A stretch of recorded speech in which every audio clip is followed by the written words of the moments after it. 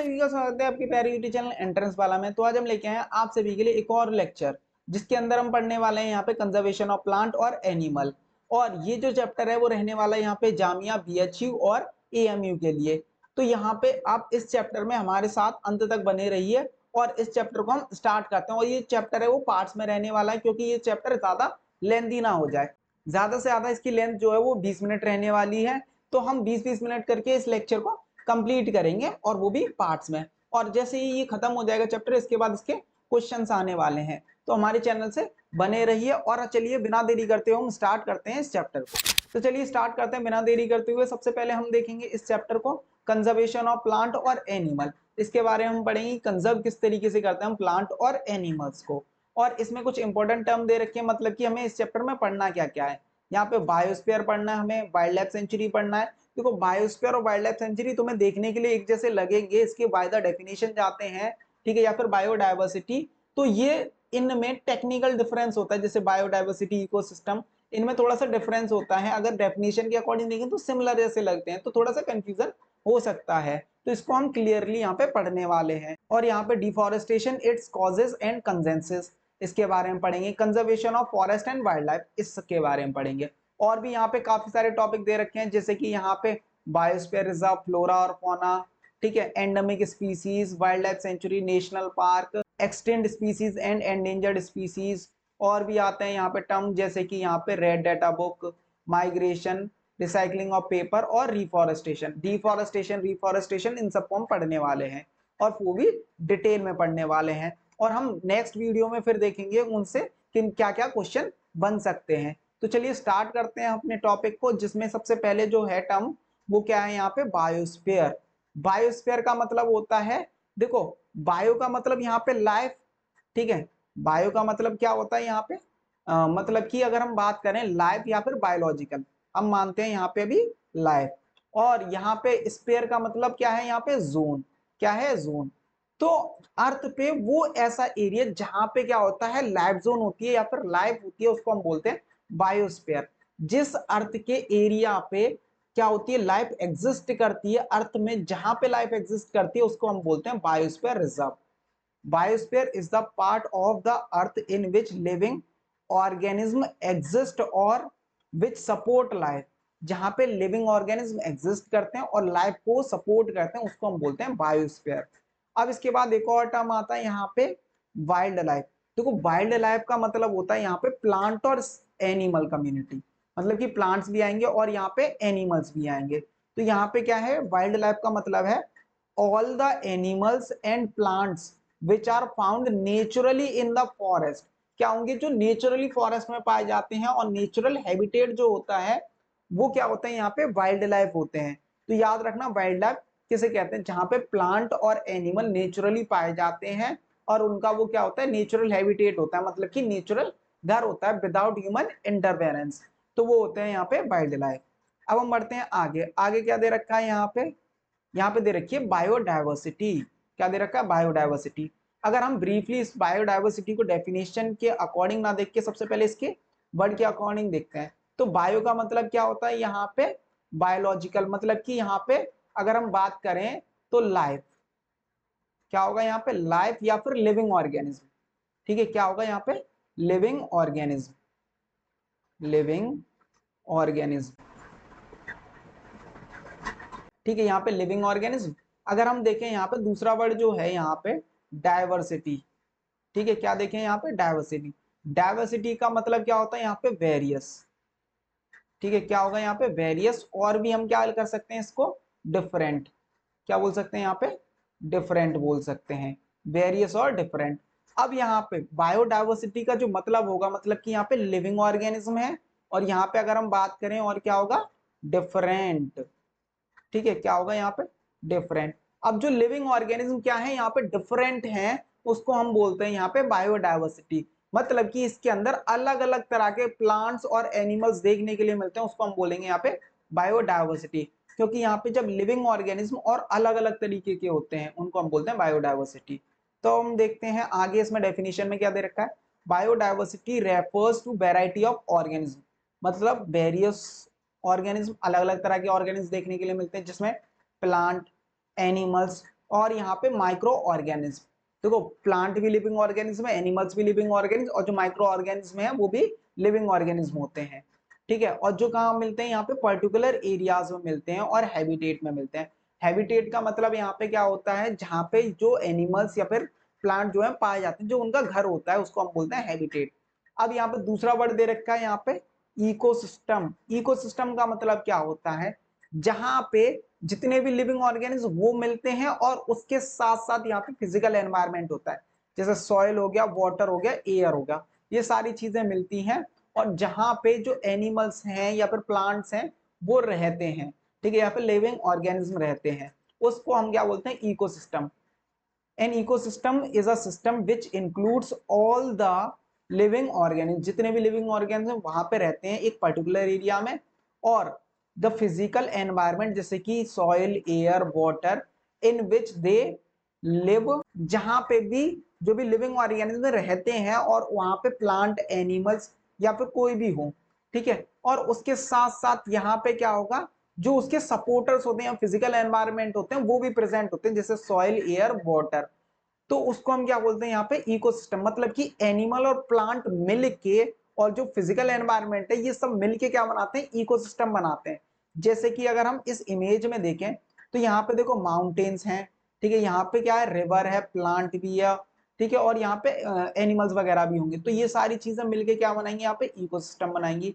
उसी तरीके से यहाँ पे देखो एयर तो होगी, प्लांट है, यहाँ पे एनिमल्स है, सॉइल है, तो ये सब मिलके क्या बनाते हैं, यहाँ पे इकोसिस्टम बनाते हैं। तो क्या बनाएंगे, इकोसिस्टम बनाते हैं, तो इसको याद रखना। अब हम बढ़ते हैं आगे। आगे क्या दे रखा है यहाँ पे, deforestation and it's causes. Deforestation का मतलब क्या होता है, जब हम क्या करें, लार्ज स्केल में फॉरेस्ट को काट देते हैं। मतलब कि अगर हम बात करें इस एरिया में पहले मान लो फॉरेस्ट हुआ करते थे, पेड़ हुआ करते थे, अब हमने उन सबको क्या कर दिया, काट दिया। मतलब जंगलों को हमने क्या कर दिया, यहाँ पे काट दिया। अब जंगलों को जब हम काटते हैं तो उसको हम क्या बोलते हैं, यहाँ पे डिफॉरेस्टेशन बोलते हैं। जब हम फॉरेस्ट को काटते हैं तो वो क्या होगा, डिफॉरेस्टेशन। तो यहाँ पे clearing of forest by cutting down forest, मतलब कि हम फॉरेस्ट को क्लियर कर दें या फिर पेड़ों को काटें किसी एक लार्ज एरिया में, ओवर अ वाइड एरिया। तो अगर हम लार्ज एरिया में काटते हैं तो उसको हम क्या बोलते हैं, यहाँ पे डिफॉरेस्टेशन। क्या बोलेंगे, डिफॉरेस्टेशन। तो इससे भी एक मिलता जुलता टर्म आएगा जैसे कि अफॉरेस्टेशन, वो हम आगे देखने वाले हैं। अब यहाँ पे जैसे कि यहाँ पे ये क्या कर रहे हैं, पेड़ों को काटते जा रहे हैं, तो बड़े जंगल में या फिर बड़े एरिया में पेड़ों को काट देते हैं तो उसको हम बोलते हैं यहाँ पे डिफॉरेस्टेशन। जैसे कि यहाँ पे तुम्हें देखने के लिए मिल रहा है, ये क्या कर रहे हैं, यहाँ पे पेड़ों को काट रहे हैं। अब ये अलग अलग पर्पज के लिए काटते हैं, एग्रीकल्चरल एक्सपेंशन के लिए, बिल्डिंग्स बनाने के लिए, रोड बनाने के लिए, डैम बनाने के लिए। तो बहुत सारे रीजन होते हैं जिसकी वजह से पेड़ों को काटे जाते हैं। अब यहाँ पे इसके कॉजेस क्या होते हैं, अगर हम देखें यहाँ पे कॉजेस क्या होते हैं, देखो जिससे क्या होता है, फॉरेस्ट्री किसकी वजह से होते हैं यहाँ पे, कि पेड़ों को काटा किस वजह से जाता है यहाँ पे, क्योंकि हम लकड़ी ले सकें। मतलब कि अगर हम घर में लकड़ियां जलानी है तो उससे फॉरेस्ट काटने पड़ेंगे, मतलब पेड़ों को काटना पड़ेगा। तो उससे क्या होता है, डिफॉरेस्टेशन होता है। फ्यूल के लिए जब हम यूज करते हैं, पहले ट्रेन वगैरह में यूज होते थे, कोल का यूज करते थे उसी के, तो यहाँ पे क्या होता है, डिफॉरेस्टेशन होता है। हम क्या बात कर रहे हैं, जैसे घरों में फ्यूल के लिए, ठीक है, हम यूज करते हैं तो उससे डिफॉरेस्टेशन होता है, लेकिन इतना ज्यादा मेजर लेवल पे नहीं होता, जिससे और भी फैक्टर्स होते हैं। तो यहाँ पे क्या, forest tree cut down to obtain wood for using fuel, fuel के लिए यूज करते हैं वुड को, उससे डिफॉरेस्टेशन होता है। और फॉरेस्ट किस लिए यूज किया जाता है, forest are cut down to obtain wood for making doors, windows, furniture. Furniture वगैरह यू बनाने के लिए क्या करते हैं, हम फॉरेस्ट को काट देते हैं। डैम्स बनाने के लिए अगर हम बात करें, यहाँ पे तीसरा क्या है जो होगा, डैम्स बनाने के लिए अगर हम फॉरेस्ट को हमें काटना पड़ता है। और किस लिए काटने पड़ते हैं यहाँ पे, इंडस्ट्रीज बनाने के लिए, क्योंकि इंडस्ट्रीज जो होती हैं वो सिटीज में नहीं बन सकती, तो डैम्स बनाने के लिए, मतलब इंडस्ट्रीज बनाने के लिए क्या करेंगे, हम फॉरेस्ट को काट देते हैं। तो ये क्या होते हैं, कुछ कॉजेज होते हैं जिसकी वजह से डिफॉरेस्टेशन होता है। अब हम आगे और देखते हैं, आगे क्या है यहाँ पे, कंसेंसस। अब डिफॉरेस्टेशन कर तो लिए, लेकिन डिफॉरेस्टेशन की वजह से होगा क्या, देखो डिफॉरेस्टेशन की वजह से क्या होगा, सबसे पहले जो फॉरेस्ट है, ठीक है, फॉरेस्ट क्या हो जाएंगे, यहाँ पे डिक्लाइन हो जाएंगे। ठीक है, फॉरेस्ट डिक्लाइन हो जाएंगे। अब फॉरेस्ट डिक्लाइन होंगे तो जो वुड होगी, मतलब लकड़ी जो होगी वो भी नहीं मिलेगी, क्या आ जाएगी, इसकी शॉर्टेज। ठीक है, क्या होगा यहाँ पे, शॉर्टेज ऑफ वुड। अब शॉर्टेज वुड की होगी, जो हमें प्रोडक्ट बनाने थे उस लकड़ी से वो लकड़ी अब हमें नहीं मिलेगी, तो उसके भी क्या हो जाएगी, शॉर्टेज हो जाएगी। और क्या होता है यहाँ पे, अब देखो पेड़ नहीं है तो यहाँ पे क्या होगा, ऑक्सीजन क्या हो जाएगी, कम हो जाएगी। ऑक्सीजन कम होगी और कार्बन डाइऑक्साइड ज्यादा हो जाएगी। अब जिससे क्या होता है, ग्लोबल वार्मिंग बढ़ती है। जैसे कि आप अब देख ही रहे हो कि पेड़ जो है वो कम होते जा रहे हैं, लेकिन उसकी वजह से क्या हो रहा है, यहाँ पे जो गर्मी है वो दिन पे दिन बढ़ती जा रही है, जिसमें ह्यूमंस जो है कहीं ना कहीं, या फिर मेजर जो ह्यूमंस हैं जिनकी वजह से यहाँ पे गर्मी बढ़ रही है, क्योंकि वही क्या कर रहे हैं, यहाँ पे कंटिन्यूस पेड़ों को काटते जा रहे हैं, टेम्परेचर जो है वो दिन पे दिन बढ़ता जा रहा है। अब उसके पीछे का रीजन क्या होता है, देखो यहाँ पे क्या है, कार्बन डाइऑक्साइड है। अब क्या होता है, यहाँ पे अर्थ पे बहुत सारी लेयर्स होती है एयर की, जिसमें क्या होगा, यहाँ पे कार्बन डाइऑक्साइड अगर क्या होगी, बढ़ती जाएगी। मान लो CO2 जो है वो क्या होगी, इंक्रीज हो गई। और CO2 क्या करती है, सन की जो रेज है, अगर हम यहाँ पे देखें, इसको अगर हम मिटा दें अभी, ठीक है, देखो अगर हम बात करें जो सन है, तो सन क्या कर रहा है, सन की यहाँ पे रेज निकल के आती हैं, ठीक है। सन क्या करेगा, यहाँ पे सन की रेज आएंगी। अब यहाँ पे सन की रेज आई तो सन की रेज क्या होंगी, इसके अंदर एटमॉस्फेयर के अंदर क्या हो जाएंगी, यहाँ पे ट्रैप हो जाएंगी। क्या होंगी, यहाँ पे ट्रैप।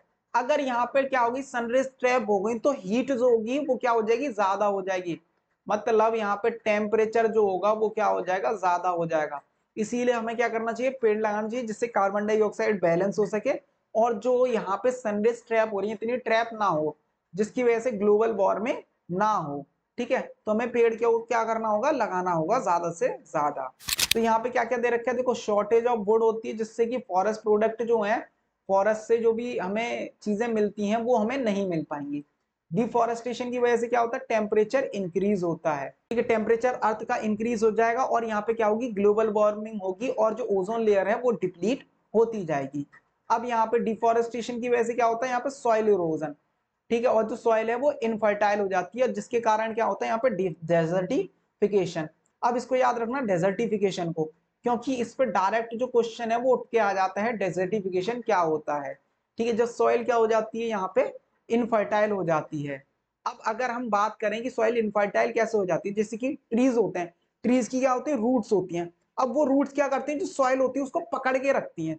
अब सॉइल को पकड़ के रहेंगी तो वाटर की वजह से या फिर एयर की वजह से जो मिट्टी है वो उड़ के नहीं जाती। जैसे कि आपने देखा होगा, घास होती है, जिस जगह पे घास होगी वहां से मिट्टी नहीं उड़ती। और अगर हम बात करें जहां पे घास नहीं होती, वहां पे बहुत ज्यादा मिट्टी उड़ती हुई दिखाई देती है अगर तेज हवा चले। तो यहाँ पे जब भी प्लांट्स होंगे तो क्या होगा, वहां पे सॉइल वगैरह इरोड नहीं होती। तो जिसकी वजह से ये क्या है, यहाँ पे कंसेंसस, मतलब कि इससे कारण क्या होता है, इफेक्ट क्या होता है डिफॉरेस्टेशन का। तो इसको डेजर्टिफिकेशन को आप जरूर याद रखना। अब हम आगे देखते हैं, आगे क्या दे रखा है यहाँ पे, conservation of forest and wild life. Forest और वाइल्ड लाइफ को हम किस तरीके से कंजर्व कर सकते हैं। अब कंजर्वेशन के यहाँ पे क्या है, देखो तीन टाइप है। तीन टाइप के प्रोटेक्टेड एरिया होते हैं जो गवर्नमेंट ने प्रोटेक्ट किए हैं। ठीक है, मतलब कि जहाँ पे फॉरेस्ट और वाइल्ड लाइफ को बचाया जाएगा, जिसमें क्या आते हैं, यहाँ पे biosphere reserve, wild life sanctuary और नेशनल पार्क। बायोस्फीयर रिजर्व इतने बड़े होते हैं जिसके अंदर वाइल्ड लाइफ सेंचुरी और नेशनल पार्क भी आ जाते हैं। आज हम यहाँ पे बस बायोस्फीयर रिजर्व के बारे में पढ़ने वाले हैं, इसके अंदर के सब पॉइंट पढ़ने वाले हैं, और यहाँ पे फ्लोरा फौना एंडेमिक स्पीसीज के बारे में। और जो ये जो बचे हुए टॉपिक्स हैं, जैसे कि वाइल्ड लाइफ सेंचुरी और नेशनल पार्क, इसको हम नेक्स्ट पार्ट में कवर करेंगे, क्योंकि जो वीडियो है वो ज्यादा लेंथी ना हो जाए आप सभी के लिए। अब हम आगे देखते हैं, मतलब कि यहाँ पे क्या किया है, गवर्नमेंट ने 3 जोन्स बना दी जहाँ पे फॉरेस्ट और वाइल्ड लाइफ को प्रोटेक्ट किया जाता है। अब हम सबसे पहले क्या देखते हैं, यहाँ पे बायोस्फीयर रिजर्व। देखो बायोस्फीयर का मतलब क्या होता है, एक ऐसा एरिया जहां पे लाइफ एग्जिस्ट करती है। ठीक है, और लाइफ एग्जिस्ट करती है, और रिजर्व का मतलब यहाँ पे कि उसको बचाया गया है।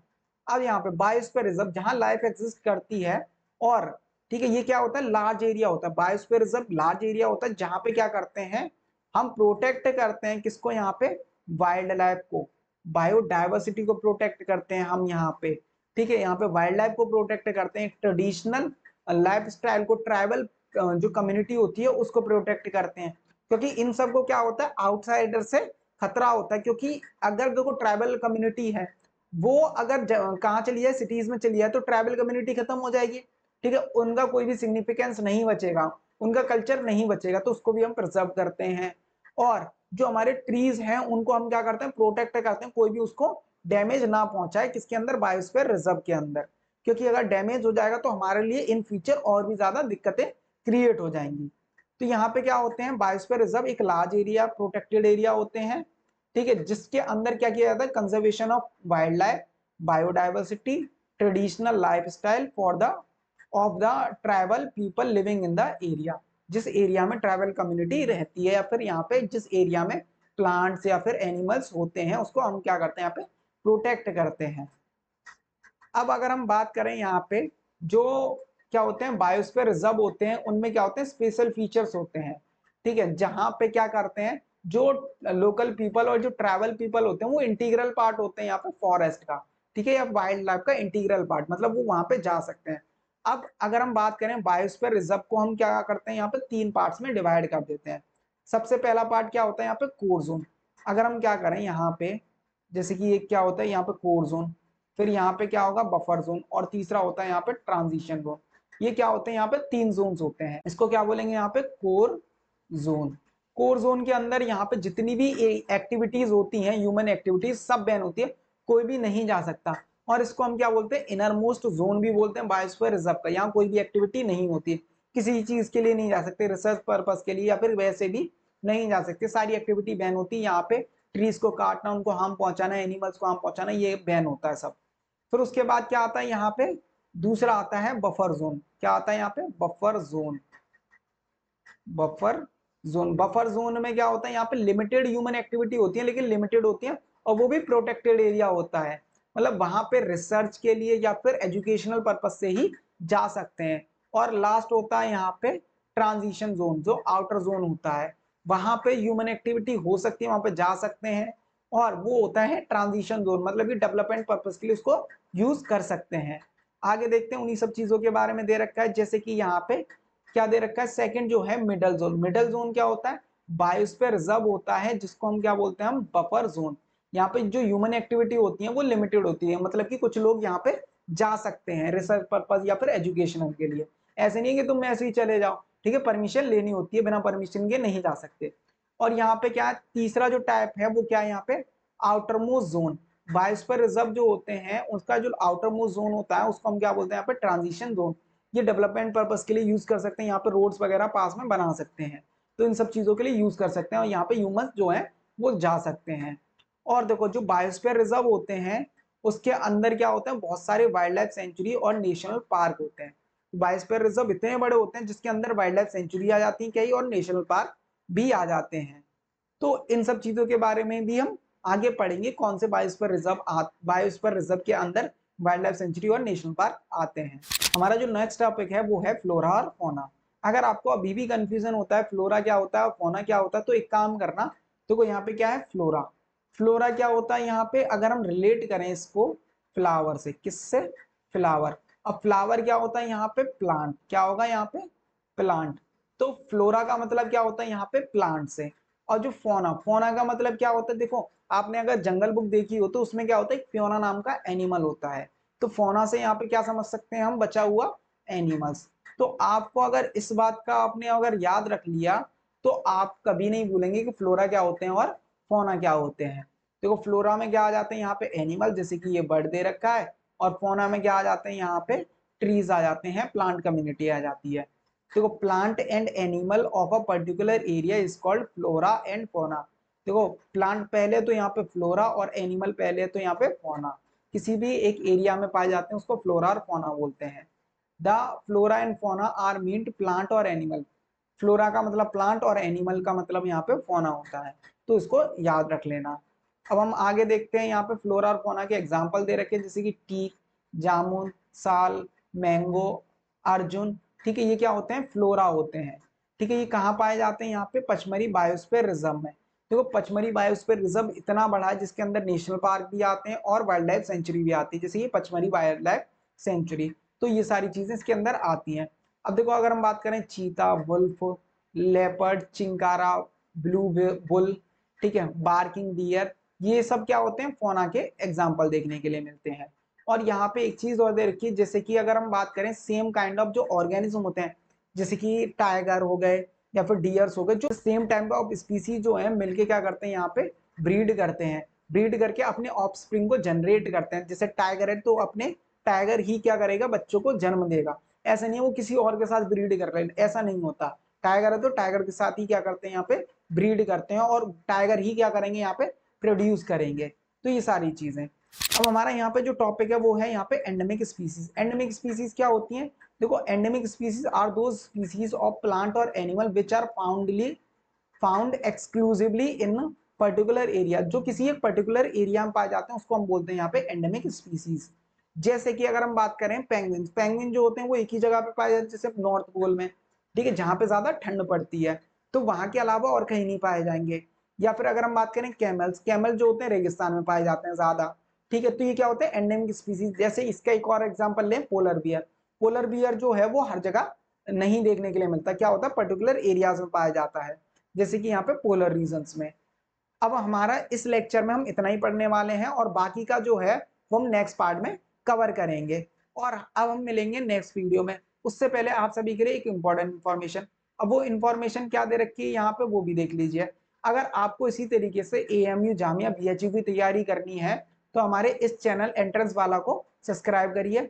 और अगर आपको एक्सपेरिमेंट से रिलेटेड वीडियोस देखनी है तो न्यू एरा क्लासेस 2.0 को सब्सक्राइब कर सकते हैं। और हमारा जो टेलीग्राम चैनल है एंट्रेंस वाला और न्यू एरा क्लासेस 2.0, वहां पे आपको ये जो पीपीटीज हैं वो अवेलेबल करा दी जाएंगी। हमारे इंस्टाग्राम प्रोफाइल है, आप उसको विजिट कर सकते हैं। अगर आपकी कोई भी क्वेरी है तो इन दोनों नंबर पर जाकर आप मैसेज कीजिए, हम आपके लिए अवेलेबल रहेंगे। अगर आपने पुरानी वीडियोस नहीं देखी हैं तो उनको भी जल्दी से जाके देखिए, उनकी जो लिंक है वो डिस्क्रिप्शन बॉक्स में पड़ी हुई है, ठीक है। और जितनी भी लिंक है वो सारी कहाँ मिल जाएंगी, डिस्क्रिप्शन बॉक्स में, तो आप जाके वहां से विजिट कर सकते हैं। और ऐसे ही कंटेंट के लिए हमारे चैनल से जुड़े रहिए। और अब हम मिलते हैं अपनी नेक्स्ट वीडियो में, तब तक के लिए धन्यवाद।